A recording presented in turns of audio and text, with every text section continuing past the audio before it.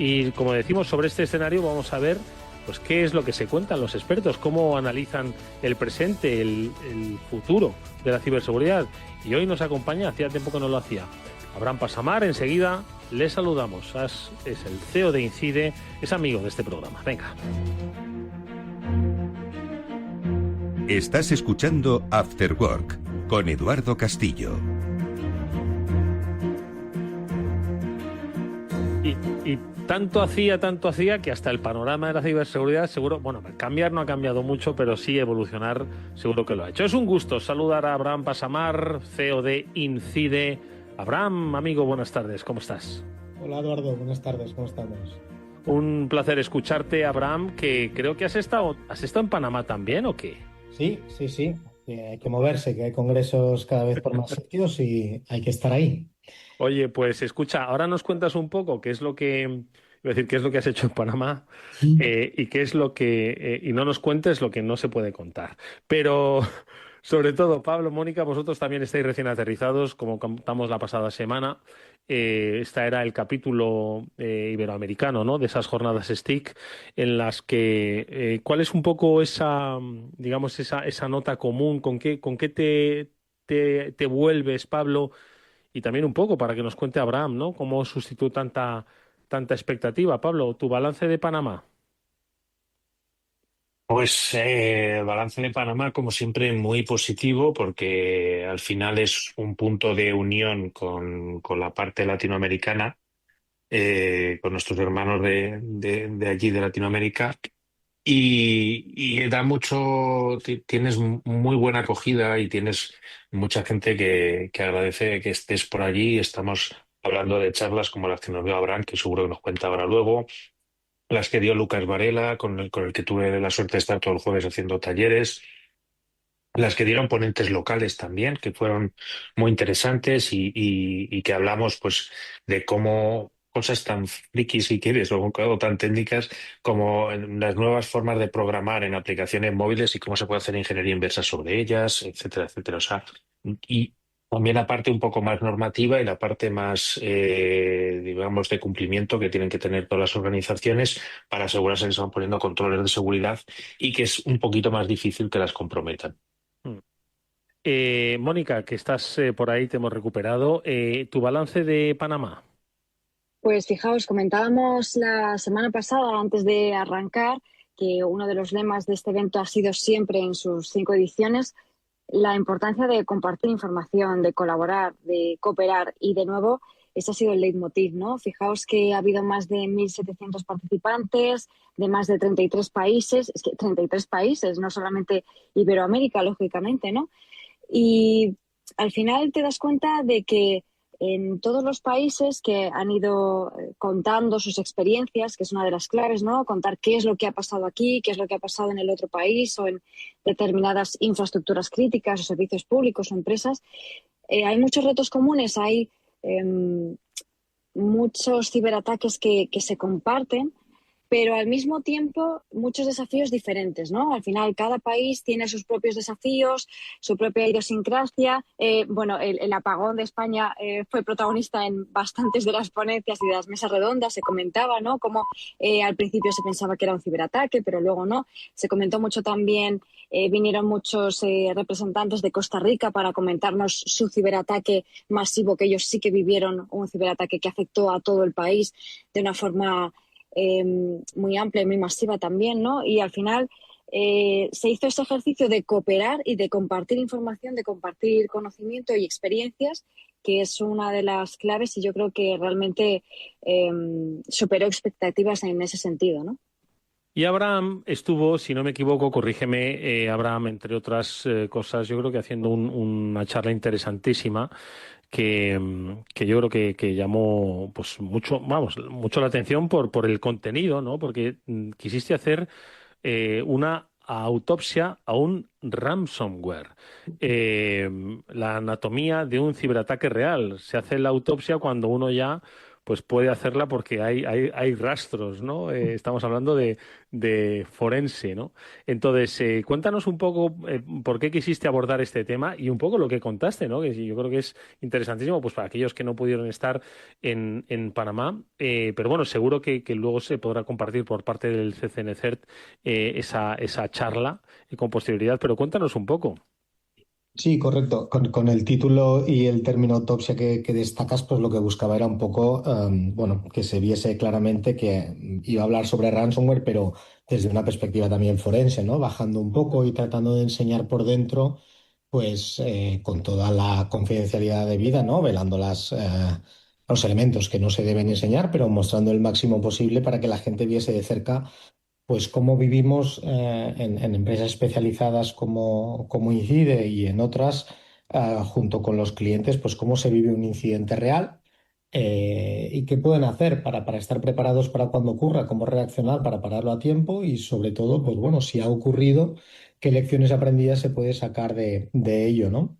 Y coincido con los compañeros que estuvimos allí los tres, tanto con Mónica cuando comenta el tema de colaboración, y menos mal que estaba Costa Rica, porque si no hubiéramos monopolizado el Mm. tema de incidentes con el apagón. Pero sí, sí, es verdad que Costa Rica sufrió un ataque de esta tipología, como la charla que yo describía, que la centré en uno de los ataques que nosotros pues hemos vivido, ¿no? Desde la empresa y hemos ayudado al cliente a salir de esa situación. Pero Costa Rica sufrió uno a nivel de país que, aunque sea un país relativamente no muy grande, pero es un drama y hay que estar preparado para abordar esas situaciones porque improvisar es lo peor que se puede hacer, ¿no? En esos casos. Y nada, intentamos que fuera un poco, bueno, pues que los directivos, que los directores viesen, bueno, qué cosas tienen que hacer y que la gente técnica, porque siempre en el entorno Ruta tratamos de tocar la parte técnica, tuviese suficiente componente como para animar a la gente, ¿no? Que estuvimos pidiendo, tanto Lucas Varela, Pablo y yo por ahí, que la gente pues que presentase papers, ¿no? Porque, bueno, al final todavía se resisten un poco, pero la verdad es que había un montón de estudiantes súper interesados y esperemos que para próximas ediciones pues se animen a presentar charlas y evidentemente pues no siempre se las van a aceptar, pero la insistencia y la perseverancia es muy importante. Oye, Abraham, hablabas de ransomware, ¿no? Y luego también un poco de cómo restaurar esos servicios críticos, de cómo Ujú. gestionar, en fin, una serie de acciones, ¿no? Que son, pues, un poco las recomendables. Entonces, y hoy, de todas formas, yo te quiero preguntar, el mundo del ransomware hoy, ¿en qué estado nos encuentra? No sé si oías las noticias esta mañana digo, madre mía, cómo estoy, al comienzo del programa, ¿no? Sobre, bueno, pues las actividades, ¿no? Digamos, de hackers, digamos, patrocinados o amparados, ¿no? Claro. Por estados. Eh, ¿Cómo está ahora mismo el mundo de sensible? ¿Cómo está el mundo de conectado? El tema ransomware ahora mismo, si lo tuvieses que definir ahora en este preciso instante, ¿cómo lo calificarías? ¿De más peligroso que nunca, más sofisticado que nunca, más burdo que nunca? Pues está en plena forma, ¿para qué vamos a mentir? Es decir, es un negocio muy lucrativo y los atacantes lo saben. Es verdad que a veces vemos cosas como ahora, por ejemplo, pues hay un grupo que ha cesado, digamos, su actividad desde abril, uno de los, digamos, top 5, top 10, ¿vale? Pero aún así, esto hay que entenderlo como, bueno, a veces son luchas internas y otras veces simplemente es un lavado de cara, evitar el traqueo de las fuerzas de seguridad, etcétera, y reaparecerán, no te preocupes si no se integran en otros grupos, ¿no? Pero están en plena forma. Es verdad que la mayor parte de las empresas, porque el ransomware pues viene dando fuerte desde hace ya bastantes años, eh, y se ha ido también perfeccionando, ¿no? Pero las empresas, pues bueno, aprendieron la lección. Algunas empresas grandes, muy grandes, e incluso diría gigantescas, sufrieron las consecuencias del ransomware y han aprendido, ¿no? Han aprendido sobre todo en la parte de recuperación, que los backups pues, deben de cumplir unas determinadas características para que esas copias de seguridad se puedan restaurar adecuadamente. Y sobre todo, pues se han ido reforzando, dándose cuenta de que determinadas medidas de seguridad que confiaban todo en ellas, pues estos grupos que habría que distinguirlos de cibercrimen que se dedican, digamos, a fraudes, etcétera, en los que incluimos el ransomware, porque al fin y al cabo Es un tema puro y duro de profit, ¿no? De beneficio económico. Son ciberdelincuentes orientados a ese beneficio económico. De lo que tú mencionabas también, ¿no? Los state sponsored o los, digamos, grupos avanzados, amenazas persistentes y avanzadas, ¿no? Los famosos APT, Advanced Persistent Threat, que, digamos, sería ya un escalón más, ¿no? Por así decirlo, aunque hay muchas técnicas de APT que son exactamente igual utilizadas por grupos de ransomware, pero sus propósitos son diferentes, ¿no? Los grupos avanzados sponsorizados pues buscan obtener información para proporcionar a sus estados y con esto ser más competitivos también en el mercado, pero buscan la información como prioridad de qué están haciendo adversarios y a veces no tan adversarios, ¿no? Y luego están estos otros grupos que, como digo, son crimeware, son grupos de carácter económico puramente, ¿no? Es decir, es un negocio. Y con la doble extorsión, por citarlo, aunque habrá gente que no sabe lo que es, ¿no? Pero el ransomware en sí, pues no es más que una intrusión en un sistema que consigue los privilegios adecuados para llegar a cifrar una buena parte o aquellas partes importantes de la empresa y a continuación pues pide un rescate. Si el rescate no es pagado, pues al final van a publicar esta información. ¿Qué pasa?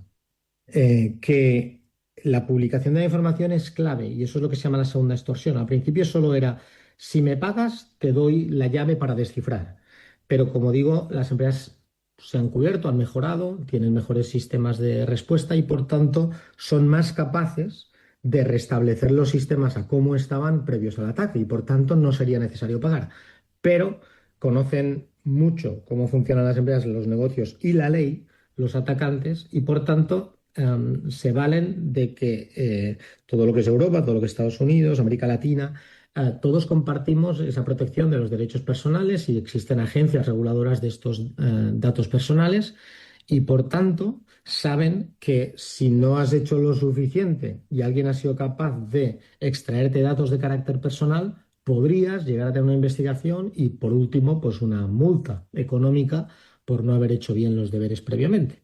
Entonces los atacantes, que son bastante avispados, hacen esta segunda extorsión. Es decir, antes de cifrarte la infraestructura, yo me llevo información y no me llevo cualquiera. No van tanto a por secreto empresarial X, sino que van directos a por datos de carácter personal, a por nóminas, a por documentos de identidad, pasaportes, datos médicos, si estamos hablando de entorno médico, etcétera, ¿no?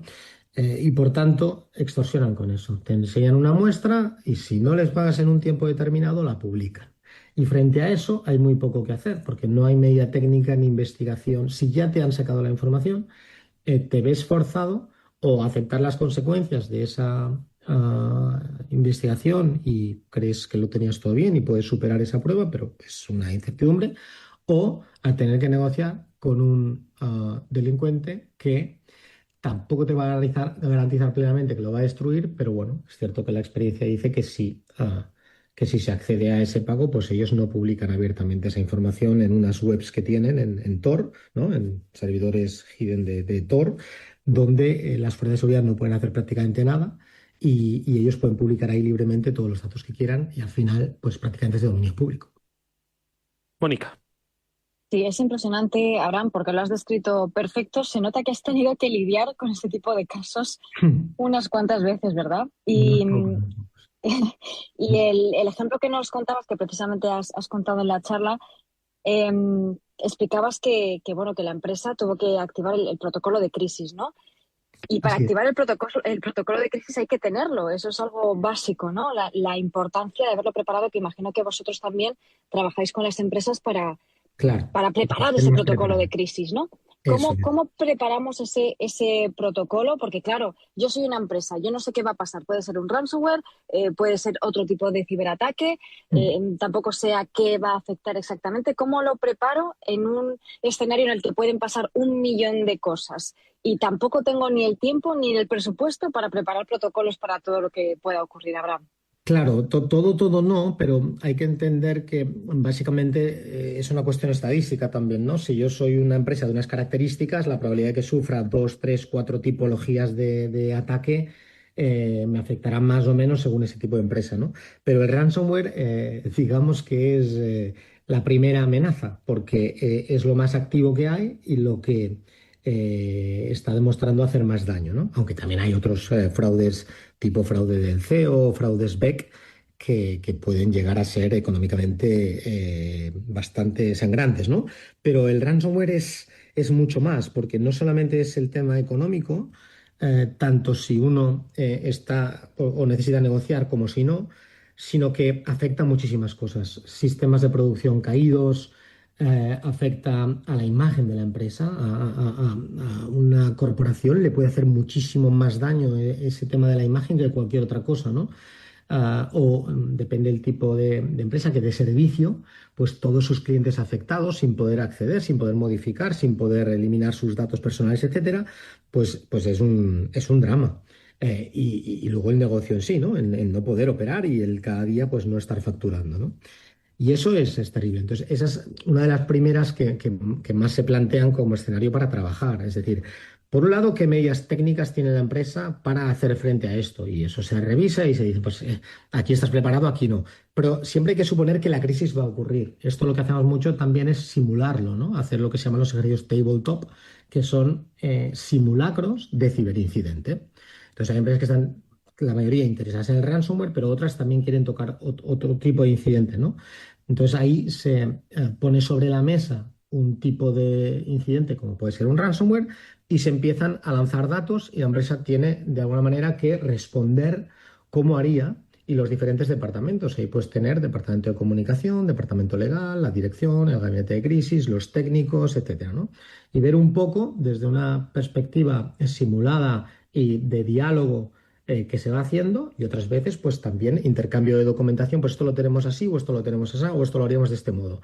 Y se van dando más datos de manera que ellos se van viendo un poco pues con ese agua al cuello, ¿no? Es lo que se trata de provocar, una situación que realmente es lo que ocurre y cuando no hay ningún tipo de preparación es muy estresante. O sea, el nivel de estrés que pueden llegar a tener las personas que están involucradas en un incidente, los directivos y los el personal técnico que se involucra en esto cuando no tienen prácticamente un protocolo, cuando no saben qué hacer, es terrible. Porque uno dice, bueno, pues llamaré a una empresa como Incide experta en respuesta a incidentes. Ya, a lo mejor no pueden ni llamar prácticamente, porque no puedes ni enviar la información, no tienes acceso a un montón de cosas, no hay comunicaciones, no tienes montados los canales paralelos para evitar utilizar los canales corporativos que podrían estar comprometidos también, etcétera, etcétera, ¿no? Entonces, todo eso muchas veces pues hay que improvisar y realmente es complicado, ¿no? Y mucha gente queriendo opinar hasta que se dan cuenta de que, mira, os va a pasar esto, esto, esto y esto, y más vale que vayamos rápido, ¿no? Tomando decisiones. Y nuestra misión siempre pues es actuar y sacar en el incidente el mayor número de datos posibles de valor para que puedan tomar decisiones de negocio oportunas. Pero lo ideal, como tú dices, y en todo ciclo de respuesta a incidente, el más importante es la preparación. Pero no basta con tener en un papel 3 números de teléfono, ¿no? Hay que saber bien todas las cosas, hay que prepararse, tener pues contratos, SLAs de cómo tu partner va a actuar. Por ejemplo, en nuestro caso, pues cuánto tardaríamos en hacer esta respuesta. Y todo lo que hayamos avanzado antes, en una etapa en la que no pasa nada, ayuda a tener claro internamente la empresa qué tiene que hacer y a los accesos que hay que garantizar para que podamos empezar a dar información lo antes posible, ¿no? Y eso es fundamental. Si no se hace, luego se sufre mucho, la verdad. Pablo. No, esa parte, Eduardo, que comenta Abraham de preparación, yo creo que es lo más importante. Y además, eso se hace antes del incidente. Si lo intentas hacer en el incidente, ya es tarde. Ya Claro. eso es como alguna imagen que veo de un coche de Fórmula 1 que ya se ha chocado y está volando. Pues ahí ya es tarde para ponerle los cinturones y todas las medidas de seguridad. Ahí ya estás en medio del accidente. Entonces, en ciberseguridad pasa lo mismo. Y yo le quería preguntar a Abraham un poco. Hemos visto lo que tienen que hacer las empresas, cómo suelen actuar los malos, es decir, cómo suele ser una intrusión típica y qué deberían hacer las empresas para protegerse de esas intrusiones típicas. Sí, sí, vamos a intentar dar algunos consejos rápidos que son fundamentales. Luego hay que mirarlo con más calma porque luego puede haber muchas variantes, ¿no? Pero básicamente lo que nosotros vemos fundamental es que en muchísimas empresas entran porque no hay segundo factor de autenticación en algún acceso. Es decir, si la empresa tiene correo electrónico, por así decirlo, y no tiene más que usuario y password, pues si se localiza ese password que ha podido ser robado de múltiples formas, que los passwords se reutilizan, etcétera, existe todo un mercado que está a disposición de estos ciberdelincuentes donde pueden comprar ese usuario y esa contraseña, es decir, las credenciales. Y ese es el más habitual de todos, ¿no? De hecho, hay grupos especializados, Pablo, como tú bien sabes, de los access brokers, que son criminales especialistas en obtener de todos los leaks que llamamos, de todos los archivos que contienen usuario y contraseña que pueden haber sido pues de grandes hackings a Facebook, a LinkedIn, etcétera, etcétera, etcétera, o actividades de phishing, ¿no? Nos envían un email, metemos usuario y password, creemos que estamos donde en Microsoft o en Google o lo que sea, y realmente pues es un fake, ¿no? Es una trampa y nos roban esas contraseñas. Todo eso va a grandes bases de datos. Al final, esos criminales lo que hacen es buscan las credenciales más interesantes, las verifican, las prueban, incluso buscan quiénes son los poseedores de esa cuenta de correo electrónico y esa contraseña, porque para eso está LinkedIn y todas las redes sociales, y así pueden determinar cuáles son más interesantes. Y una vez las han probado y verificado, le dicen al atacante de ransomware: aquí tengo una llave perfecta para que entres si tienes este tipo de permisos. Y a lo mejor con unos permisos básicos ya pueden entrar en la infraestructura de la compañía. El ciberatacante lanza ese ataque y entra, ¿vale? Existen otras formas de entrar. Es decir, también a veces en un momento determinado hay una vulnerabilidad conocida, algo expuesto hacia Internet que es vulnerable y que, aun siendo público muchas veces, pues la compañía no ha tenido tiempo de arreglarlo, de parchearlo, que llamamos, no ha aplicado el parche correspondiente del fabricante. ¿Qué ocurre? Que en esas ventanas de tiempo de días, semanas o meses, los atacantes, cuando ven un filón, también se centran muchas veces en eso. Pero lo más habitual y lo que siempre va a funcionar es credencial, usuario y password para adentro. Entonces, el hecho de poner un segundo factor de autenticación ya imposibilita bastante. Lo que ocurre que a veces lo tenemos en la VPN, pero no lo tenemos en unas máquinas que tienen no sé dónde y por ahí han podido entrar. Es decir, por pequeña que sea la ventana, se pueden colar igualmente, aunque tenga las tres puertas principales cerradas, ¿no? Y eso es importantísimo. Con esa medida ponemos más difícil que a lo mejor el vecino el acceso a nuestra compañía. El segundo paso que haría el atacante es que una vez que está dentro, como un usuario convencional, va a escanear, va a mirar qué ve en la red y cómo puede dirigirse a su objetivo principal, que son los servidores de Active Directory, los servidores que se llaman los controladores de dominio, donde ellos quieren llegar allí, y para llegar allí y poder estar en ese y tener visibilidad completa, necesitan elevar privilegios, que se llaman, ¿no? Necesitan aumentar los privilegios que tiene un usuario convencional hacia un usuario administrador. Y eso lo hacen la mayor parte de las veces porque encuentran dentro fallos de configuración en el Active Directory, es decir, en el servidor que regula los permisos de los usuarios, etcétera. Y con unos cuantos escaneos a veces ya ven un poco como la jugada de ajedrez, ¿no? Salto aquí, salto aquí, salto aquí y consigo ese privilegio. O encuentran una vulnerabilidad dentro, que la red normalmente se tiende a arreglar o a parchear lo que está expuesto, pero no tanto lo que está dentro, y tratan de explotar eso. Y si lo consiguen, pues muchas veces ya lo tienen. Y con ese privilegio solo tienen que saltar, moverse lateralmente hasta esos servidores. Una vez que están ahí, tienen visibilidad de toda la documentación, de toda la información ofimática de la empresa. Ellos ya son muy hábiles en buscar aquellos directorios y es tal cual, ¿eh? O sea, se van directos a recursos humanos y cosas así para buscar si hay nóminas, pasaportes, DNIs, etcétera, etcétera, o depende de la tipología de empresa, pues similar. En un hospital pues se irían a informes clínicos y sobre todo los de cierto tipo y empiezan a sacarlo de la compañía. Empiezan a sacar esa información y una vez que han estado un tiempo sacando esa información, y es muy breve normalmente, ¿eh? Tampoco se llevan grandes cantidades, pero bueno, vemos muchas veces cientos de gigas exfiltrados en horas o en un día.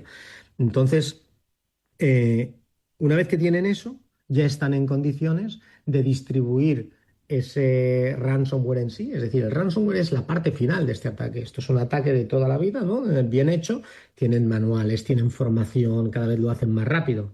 De hecho, se comenta mucho en las charlas y en los eventos lo que es el concepto, tú también lo comentaste, Pablo, de time to ransom. Es decir, el tiempo desde que el atacante ha entrado con esa credencial que a lo mejor ha comprado en el mercado negro o ha usado una vulnerabilidad, hasta que tiene los privilegios adecuados en el domain controller y lanza el ransom. Si no hace mucha exfiltración, estamos hablando muchas veces de horas. Es decir, en compañías que tienen ciertas medidas de seguridad y aún así lo vulneran todo en horas.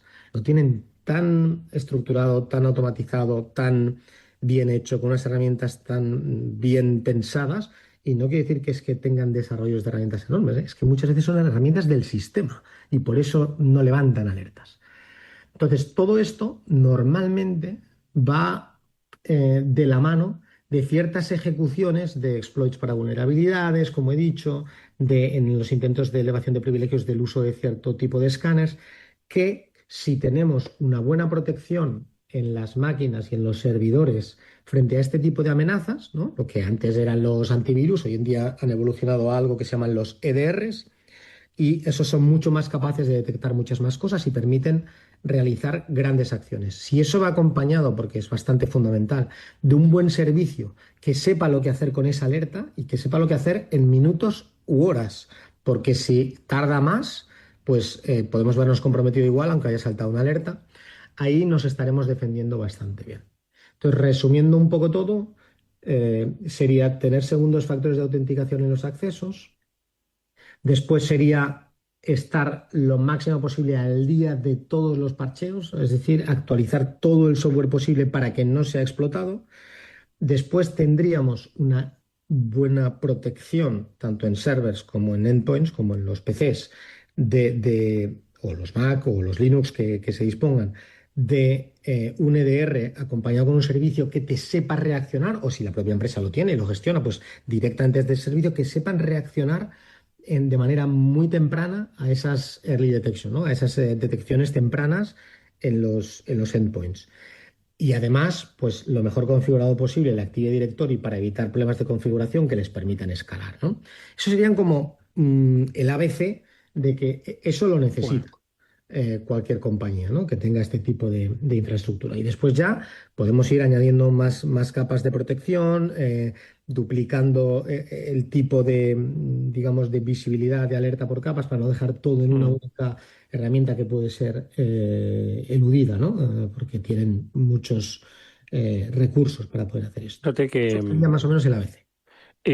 lo cuenta tan bien Abraham que da la sensación de que es pues muy sencillo el acceso y a veces hasta resulta sencillo de lo bien que lo explica, pero hay muchísima complejidad y yo creo que eso es lo que tiene que hacer que estemos en permanente alerta y en permanente análisis. No puede ser un análisis mensual, sino permanente análisis y monitorización de cuál es la actividad que se está produciendo. De ahí que dependa pues el futuro de nuestra compañía, porque como él dice, en unas pocas horas te pueden sacar, bloquear, coger información que pueda comprometer el futuro económico de tu compañía. La verdad es que da gusto escucharle y nos faltarían minutos, pero eso es precisamente lo que no tenemos ahora mismo en el programa. Abraham Pasamares, CEO de Incide, ha sido un gusto escucharle.